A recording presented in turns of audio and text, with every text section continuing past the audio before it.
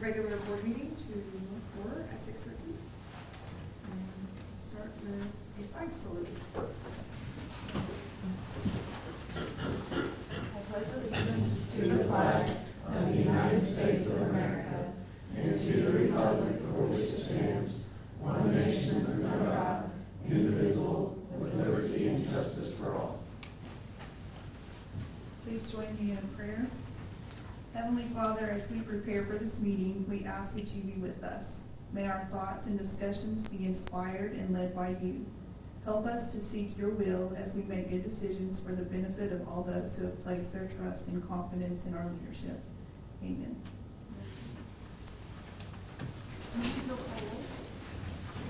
Mr. Dibble? Here. Mr. Riley? Here. Mrs. Rowland?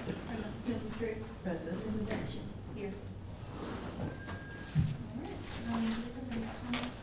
Public comments today? So we'll move on to item 3, which is Adam Lee's superintendent report with interest report discussion. All right. Pressure. Just over 2 hours. 2-hour presentation. It all started back in 1981. No, so this is my very first superintendent's report, and it's the wrong one. Okay, there we go. Hey, I was notified by the Oklahoma State Department of Education. One of the first things that all first-year superintendents in Oklahoma have to participate in is what's called the First Year's Superintendent's Training Program. This is in state statute. I will be attending meetings in Oklahoma City at the State Department of Education, COSA, OSSBA, over all of these professional development opportunities. These are full-day meetings. Some of them are 2-day meetings, if you can imagine, but I'm just kind of giving an overview of some of the things that I will be doing this first year as your superintendent. There will be 11 additional days through the State Department of Education and COSA throughout the year. Plus, I must attend one state board meeting in person and the COSA conference in June. Obviously, you know I have a conflict this week for the COSA conference, so I will be attending the one in June 2024 for that. My point of contact will be Ryan Piper with the State Department of Education. He's done this for a number of years. He's Director of Accreditation, which our local regional accreditation officer, Doyle Edwards, this is his administrator or boss, if you will. And then Dr. Pam Deering, OASA and COSA Executive Director, she will be running it from that side. What we will do is we'll meet up with all the other superintendents in Oklahoma through these trainings. Right now, the count is at 64 superintendents. Yeah, brand new first-year superintendents in the state of Oklahoma. Are they gonna have like a sorting hat? And when you have 500 in the school districts, give or take, in the state of Oklahoma, you can do the math. There's a lot of fresh faces. And I unfortunately think that this is going to be kind of a pattern until this teacher workforce pipeline recruitment thing works itself out in the coming years. One of the things I have to have is an assigned mentor. And my assigned mentor is from the Cushing superintendent, Dr. Melissa Amon, who is in her second year as a superintendent in the state of Oklahoma. So not a lot of experience to lean on, but she has a great district there in Cushing. I think one of the blessings I have is that my mentor is about a block away in the chamber office that I can lean on and ask lots of questions about how this district runs and what we're doing. But these are all required. If I do not meet these requirements, I will not be able to qualify for my second year of employment through the school district. So if I tell you I'm not coming to a meeting because I'm doing something for this, that's the reason why, because I do like to feed my children at home. So, hey, one of the things I wanted to do as the superintendent in these board meetings is I know we focus a lot about some of the critical issues that we face in the school district. I think one of the things that gets often overlooked is celebrating some of the wins that each of our departments has each and every week in the school district. So I asked each of my directors in my first full week as superintendent what were some of the wins they had this past month so that I could share in this meeting. Because I think it's important that you all know and the public knows that not only do we just work on these hard things, but we also have to take a step back and celebrate some of the good stuff that's happening. Hey, one of the cool things that this board did, I think this is phenomenal, was we increased the attention we're giving to recruiting special education teachers to come to our district. This has directly resulted through your actions, 2 brand new teachers from outside this district are relocating to this community and choosing Ponca City Public Schools as their employer. I think culture and climate for our employees is going to be paramount as we look forward to how do we stand out in this desert of teachers, statewide, nationwide. And I think what you guys did was great. One of the other things we won was we had a teacher that had announced they were resigning and moving to another district, but after this board's actions decided to withdraw that resignation and stay employed with Ponca City Public Schools. So if you know anything about special education, that is huge. To have 3 teachers, 1 staying and 2 coming, and I think we have some more applicants, or hopefully we have a few more applicants on the line here in a little bit. The other thing Amy and her team's been working on is hosting their own district-wide boot camp, which is a state Department of Education sponsored training program where they take paraprofessionals and interested in becoming special education teachers and giving them kind of boots on the ground training.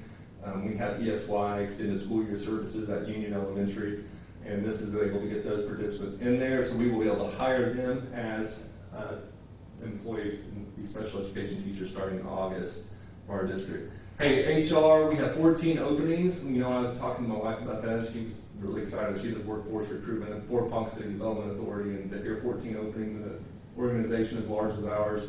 I think that's phenomenal. Jennifer and her team had 3 hires last week, and she spent a bulk of her time doing the 40+ emergency certifications for the State Department of Education. And if you know anything about that process, that is verifying transcripts, verifying testing scores, verifying their teacher evaluations to ensure that these teachers have their emergency certifications approved and we don't miss a beat come August when we open back up. So Jennifer and her team, great job on that. Elementary curriculum, if you don't know, summer school's up and running. We have about 150 students, K through 3rd, with 14 teachers over at Union Elementary. What we're really trying to do there is to help prevent learning loss through the month of June, so when we roll it back up in August, that those kids hit the ground running. We've also worked with our teachers and instructional coaches on new math curriculum maps for the new math standards. So the scales and targets and the CFAs are up to date, common formative assessments. I remember that from the good old days. Secondary curriculum, Delana shared this in committee meetings. She's been working, getting our STEM Academy kind of off on the right foot as we get closer and closer to that construction being finished in Anderson. That part of that work included flight simulators being ordered. I think she's talked with Dawn and the Aviation Academy about helping us find a good instructor for our aviation classes.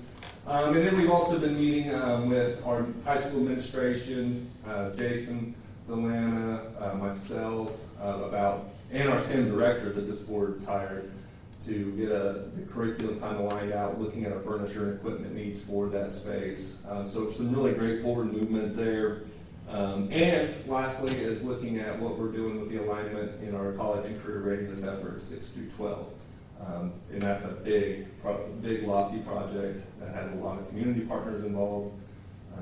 But I think it's going to pay dividends for our high school students, or as our secondary students move on through the high school there. So some of my superintendent goals, this is really, people ask me what's one thing you're going to do, and I really just tell them right now it's listening. It's just doing a lot of listening and some reading, lots and lots of reading as well.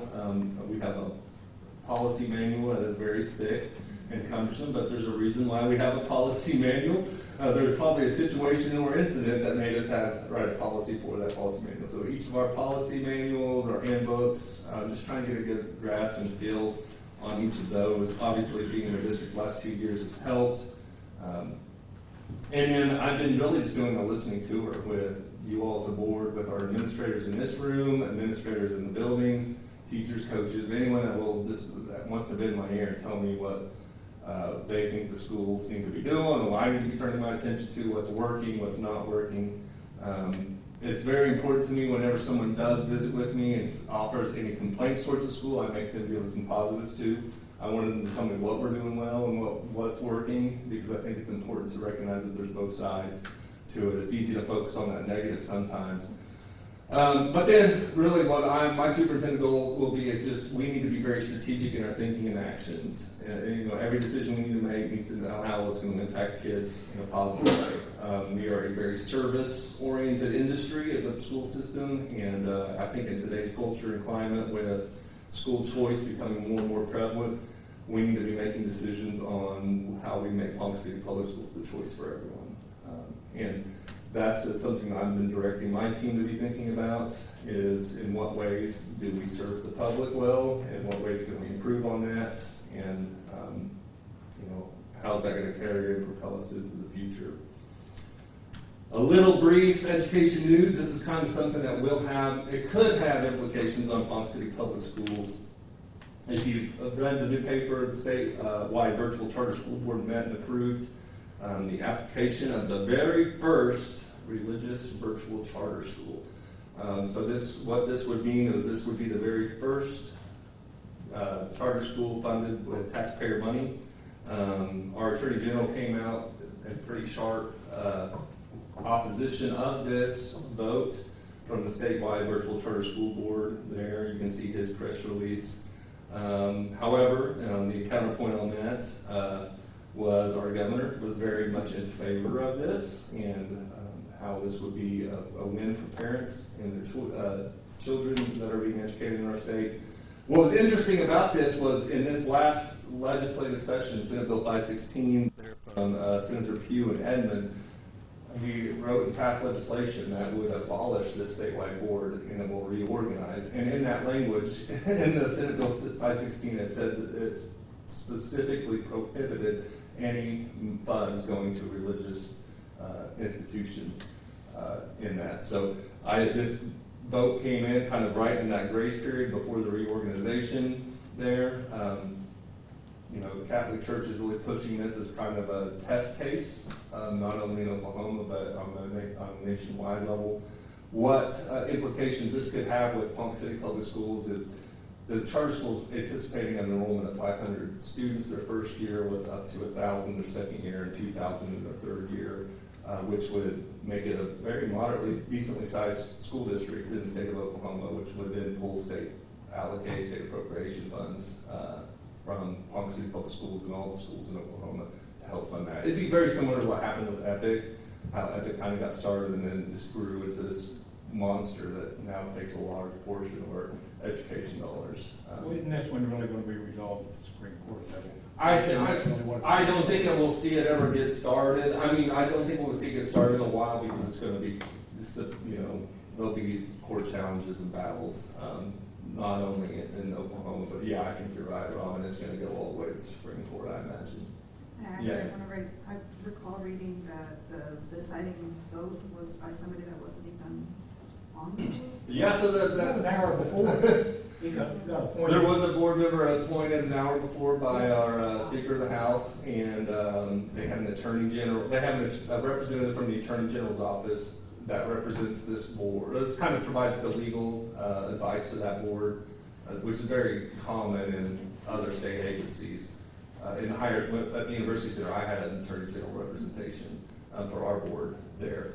But the Attorney General's opinion, Nikki Batt, who I did work with at Ponca, she wrote that she did not think that his vote counted, could not be confirmed until the November appointment time. Don, that Tom Batt that we met with on that building out West Town, that's his daughter. She was my daughter's best friend. Okay. Nikki is, she's a Ponca girl. Thank you for. She was great at the UC. I mean, when she'd represent us for the UC, she helped us with a number of things. But so there's going to be a lot of nasty court things on this. But I just thought that's something this board needs to be apprised of, especially as we're looking at Brenda's budget numbers and such, that you never know. It's never a guarantee. As you look at the funding formula. So the new funding that's coming this school year, we haven't got firm numbers yet. According, from what Brenda talked about in our budget hearing, we'll get a little glimpse of it in July, and then we'll have a better picture in October. And then it's like in education funding and common ed, you don't really know how much you got until you look in the rearview mirror, and the year's gone by. So, But we do know that the $3,000 to $6,000 teacher pay raises were passed, $125 million in Redbud. That's the $593,000 that's coming to this district, going to the building fund. $150 million in school safety measures. Our portion of that was about $94,000, Brenda. That's going to be a 3-year grant, $94,000 each year that we can use towards SROs, facility improvements, anything that's going to enhance safety. And my first call was Don Bowen, let's get some more SROs, and he said if you find them, we'll get them. But so I haven't recruited teachers very well. I don't know if I can recruit police officers yet. The 6 weeks of paid maternity leave, that we've yet to figure out how that's going to work, but we will on that. And then also increased funding for transportation costs and serving economically disadvantaged. You saw some of those formula weights that were changed moving forward there. So new state allocations, well, those will come in next month, and we'll be talking to this board about some of the priorities we have, and things that we think that might reach some of the goals that are going to best impact our students and our academic performance in the classroom. But really, that's my first superintendent's board report, and I did that like in under 10 minutes. Don, do you have any questions? To the consent agenda, there is a motion required for the approval of the consent agenda as printed or as amended. Board members may, however, call for a separate vote on any or all items listed on the consent agenda. Looks like we have 1 through 6. Do I need to read these out separately? Yeah, each one. All right. Number 1 is the minutes from the May 8th regular board meeting and the minutes from the May 22nd, 2023 special board meeting. Number 2, out-of-state travel requests. 3, contracts and agreements on under $10,000. 4, a resolution of the Ponca City ISD to join Oklahoma Schools Insurance Group, which is OSIG, and that's at a total cost of $909,476,000. And activity fund custodians and bond authorization for 23-24. And number 6 is administrators designated for federal programs for 23-24, which is all in our papers and packets. So I'll entertain a motion. So moved. Don makes a motion. Seconded. I'd like to make a comment on number 4 Okay. first, but I second the motion. Okay, so go ahead with your comment. Okay, Brenda or Adam, as Brenda mentioned, it was 20.6% increase in OSAG. OSAG, and that's obscene. I mean, the question I have is what percent of that are we doing because of the additional facilities that we're building? So it's a question or? Yeah, it's a question. It's a question of either one of those two. So The 20.6%, how much is just because they can, and how much is, I understand that it covers a lot of things, the insurance does. And the more buildings we add, the more insurance we have to pay. makes sense, right? That's common sense. Mhm. But is the majority of it because they can and they're the only ones around? Which leads to the second point. I think you, as a member of OSS, BA, COSA, whoever, you all need to lobby this group. I mean, it's my understanding there's not another group around that will touch our insurance for all the schools. And that's just, anytime you only have one vendor, they can charge anything they want, which they're obviously doing. That would be a fear too. I would share on if it was the only vendor. To answer your question on if they can, I think several factors when I asked about the increased inflationary costs to rebuild or reconstruct plays a part into it. And I think each of us probably have felt that going to the home improvement store if you've been there lately.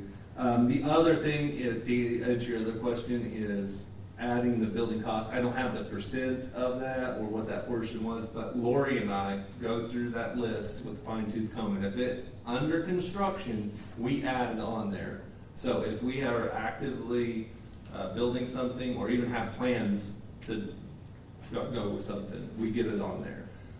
The other thing we've worked on is if we could change our deductible amounts from $25,000 to $50,000 or up to even $100,000 if it was a catastrophic loss or something like that.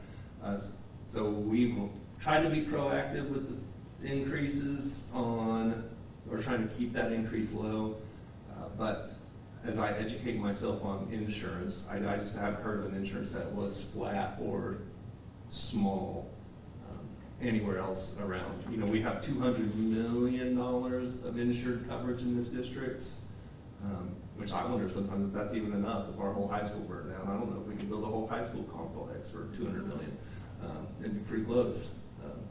But you're right, it's pretty hard to touch something like that in Oklahoma. I know our local Bill Wetzel, whose family has carried the insurance of this to the district for, I think, 3 generations maybe. I've asked him these questions too, and he's hunting me down some answers. But aren't I correct, OSIG is the only one in the state that we have? I mean, we have to go with OSIG. You don't have to. You, There are a few others, but they're not specialized in it. but they're not specialized in the school stuff. But we could shop that around on next year if you want to look that up. It's just, What, did they give you any answers on the deductibles changes? Does it make any? the deductible changes have helped, or part of the reason why we were able to keep our. 5% less than an average. About I mean, 6% Even less than- 20%, we're still 5% less, The- which is good. Yeah. But it's still $1 So million what did worth you of go, so insurance. did you go from, We went from 25,000 to 50,000 if we flooded something. And then we went from 50 to 100,000 if something burnt down or tornado blew it down. oh, okay. Wind So and did hail. it change, before it just, what, it just 25,000? Yeah, it was Period? 25,000. So when we increased wind and hail to 100, and flooding to 50. But to me, this is a COSA or an OSSBA. This is bigger than Ponca City. But somebody needs to be lobbying on our behalf to see what they can do to get another company in. So with that, that's all the question I had. Okay, does anybody have any other questions or comments? All right, so Don made the motion, Robin second, call for the vote. Mr. Riley? Aye. Mrs. Rowland? Aye. Mrs. Troop? Aye. Mrs. Zimmershed? Aye. Mr. Newsom? Aye. It's unanimous for the consent agenda. Moving on to item number 5, action items. Motion required for these. Consider and take action on the following district financial reports, A through V. Yeah, we had a good meeting, Robin. It was long. What was wrong? It's pretty long this time. When? They're always long. Yeah, that's what I thought. Just how much longer was it? This one was long. Or maybe it was It was a good meeting. I'm ready for approval. Second. Don's made the motion, Robin has seconded for all of these district financial reports, A through V. Call for the vote. Mrs. Rowland? Aye. Mrs. Troop? Aye. Mrs. Zimmershed? Aye. Mr. Newsom? Aye. Mr. Riley? Aye. All right, and then the next one is consider and take action on the district budget for fiscal year 24. And Brenda, thank you for presenting it to us prior to this meeting. Everyone has a copy of it. Does anybody have any discussion or a motion or questions? I'll make a motion to approve the budget. Okay, a second? Second. All right, motion made by Judy, second by Robin. Call for the vote. Mrs. Troop? Aye. Mrs. Zimmershed? Aye. Mr. Newsom? Aye. Mr. Riley? Aye. Mrs. Rowland? Aye. Item 3, discussion, motion, and possible action to approve or not to approve entry into an agreement with the Cooperative Council for Oklahoma School Administration, or COSA, to participate in the COSA District Level Services Program for the 23-24 fiscal year. And this is at a cost of $2,000 based off of the 21-22 ADM. So that's an estimate. Motion approved. No, it's, I do have a question on that, Adam. What happens to your 10 or 12 meetings a year if we don't approve COSA? Considering by law you have to attend your supervisory meeting held by COSA. I don't think, well, I mean, they might give me a dirty look, but I think it's separate. I'll entertain a motion. Yeah, here. Approve. I'll second. Dawn, and Lindsay is a second. Call for the vote. Mrs. Zimmershed? Aye. Mr. Newsom? Aye. Mr. Riley? Aye. Mrs. Rowland? Aye. Mrs. Troop? Aye.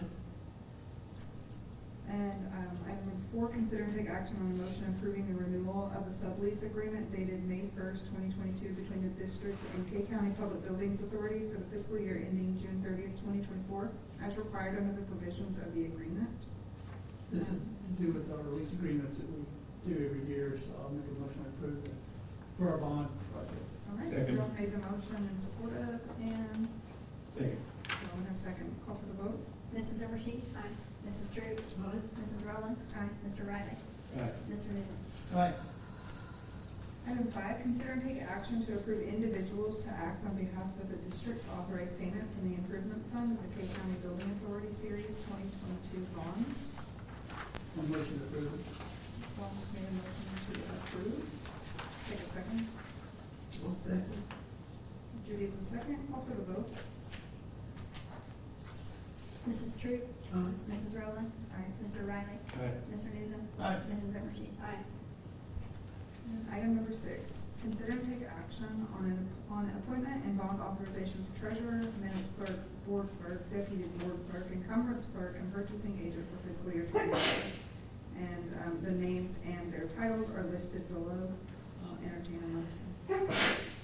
I'll make the motion. Nancy's made a motion. Second. Okay, and Dawn, second. Call for the vote. Mrs. Rowland? Aye. Mr. Riley? Aye. Mr. Newsom? Aye. Mrs. Zimmershed? Aye. Mrs. Drew? Aye. Item 7, consider and take action on approval of science and mathematics courses for credit taken at Pioneer Technology Center. And they are listed there with their codes. Delana Hawkins can answer any questions if anybody has any. I make the motion. Second. Nancy with the motion, and Judy with the second. Call for the vote. Mr. Riley? Aye. Mr. Newsom? Aye. Mrs. Zimmershed? Aye. Mrs. Drew? Aye. Mrs. Rowland? Item 8, consider and take action on increases in ticket prices for Ponca City School athletic events. And I'm going to read these all out, if that's okay. Varsity football games, $10 cash, $8 on GoFan, and all other regular season events, $7 for adults, $5 for students, and seniors and military. Adult all sport passes are $100, reserve football seating, $70 for the public, $35 for employees, and Jason, can answer questions, but Adam can answer questions. Sure, I can. I make the motion. All right, Nancy makes the motion. Second. Second by Dawn. Take, vote. Mr. Newsom? Aye. Mrs. Zimmershed? Aye. Mrs. Drew? Mrs. Rowland? Aye. Mr. Riley? Aye. Consider and take action on the following change orders. Looks like we have A and B. A is a change order number 4 from Rick Scott Construction for the BOAG Improvements Phase 2 project for $3,426. And B is a change order number 2 from Kyler Construction Group to return unused contingency of $12,330 for the Union Elementary re-roof project. What is item Item A was a wiring that they added in the VOAG for the fire alarm panel, or the fire alarm monitoring in our barns. I wanted it to be shielded and sheathed in some metal conduit. I thought for the animals' protection it would be good. No, it was a safety hazard. It needed to be done. It met code, but I just started worried with kids in there the way it is. It needs to be done at a higher level. Okay, I make the motion. Nancy's made a motion. Second. Second by Robin. Call for the vote. Mr. Newsom? Aye. Mr. Riley? Aye. Mrs. Rowland? This one, I did it. Yes. Mrs. Rowland? Aye. Mrs. Drew? Aye. Mrs. Zimmershed? Item 10, discussion and possible board action regarding the following contracts agreements. And there's quite a few, A through, wow, G. This is why that meeting was long. And I'm going to go ahead and read them all, but we only take vote on the one vote for all of them, right? Unless they want. Unless you want to pull it out. So I'm going to go over them each individually if you guys want to discuss it. Let me know. A, the ratification of the agreement with Blue Mark Energy LLC to sell and deliver natural gas. The total cost is $135,000. B, agreement with Judy Carpels for speech and language services. And This is a total cost up to $99,750. C, agreement with Chatterbox Speech Therapy for 2 speech-language pathologist clinical fellows. And this is a total cost of up to $183,600. D, agreement with the City of Ponca City for 2 school resource officers. One at the high school and then shared between west and east. The total cost is $110,536.99. E, agreement with the City of Ponca City for use of the pool and aquatic facilities. For a total of $15,000. And the term of the agreement is August 1st through May 31st, 2024. F, agreement with Audrey Curtis to provide speech and language services. The total cost is up to $85,400. G, quote from Jackson Mechanical to provide services to maintain district HVAC equipment. And H, agreement with Kyler Construction Group to install insulation at select locations at Union Elementary, total cost of $47,571 coming from the building fund. I, agreement with Angela Montenegro for school psychology services for PCPS students. Total cost is up to $83,510.23. J, ratification of agreement with Nextiva to provide home services. An estimated annual cost of $22,000 for next year. K, agreement with Oklahoma School Assurance Group, OSAG, for workers' compensation insurance. Looks like they are quoting $276,185 for the upcoming fiscal year. L, agreement with Pinnacle Business Systems Incorporated for Fortinet Firewall. The cost is $25,377.88, funded by Bond 33. In agreement with Pinnacle Business Systems Incorporated for the Pure Storage SAN or Storage Area Network. And this is at a cost of $110,232. $110,232, funded by Bond 33. In agreement with Pinnacle Business Systems Incorporated for VMware software. And this one's total cost is $31,234.72, funded by Bonds 32 and 33. O, agreement with Power School Group LLC for e-collect forms. And the cost for the e-collect forms is $15,540 and will be paid by Bonds 31 and 32. And this is to help with the state reporting. This is going to help improve all Among of other that. things, yes. Among other things. E, agreement with Rosenstein, Fist and Ringgold for district legal services. The estimate cost for 23-24 is $15,000 based on prior school year expenses. Q, quote from Solman Wells Group to remove existing boiler and install a new boiler and storage tank at West Middle School. $34,465 coming from the building fund. R, agreement with Superior Vision Consulting for Braille Certified Visual Impairment Services. And the estimated cost is $22,750. S is an agreement with Tailored Therapy to provide a licensed physical therapist for physical therapist services for students enrolled in PCPS. The agreement is up to $81,000. And T is an agreement with TK Elevator Corporation for elevator maintenance. This is to cover the maintenance for all the elevators and $25,200. Does anybody have any questions or comments for any of? Yeah, I'll make a comment. Considering we talked about every one of these contracts in finance meeting, I'll make a motion that we approve them all. Robbins made a motion and support, and Donna second. Call for the vote. If they're getting Robin straightened out. Mr. Riley? Aye. Mrs. Rowland? Aye. Mrs. Troop? Aye. Mrs. Zimmershed? Mr. Newsom? Aye. I closed it thinking we were done. That's why the meeting took forever. That's true. 2 hours. All right, we're moving on to item 11, which is the motion and vote to convene an executive session for the following purposes: to discuss a possible termination, reassignment, resignation, and employment and personnel not attached detailed personnel report, to discuss to discuss negotiations and to discuss a purchase or appraisal of real property. I'll entertain a motion. Second, before we vote on that, from the one previously, there's a lot of time spent on these contracts. Right. People don't realize that we just zip through them, but we spend a lot of time. We talked about every one of them. Every one of them, we go through maybe 2 hours, 3 hours at times. You just think we'd ever gonna get through with them. Be all right, I probably wouldn't ask questions, so, but, no. No, we appreciate No, we it. really do, we really do. But even before you guys get them, we spend a lot of time as administrators on them. Oh, yeah, I bet. Dissecting them.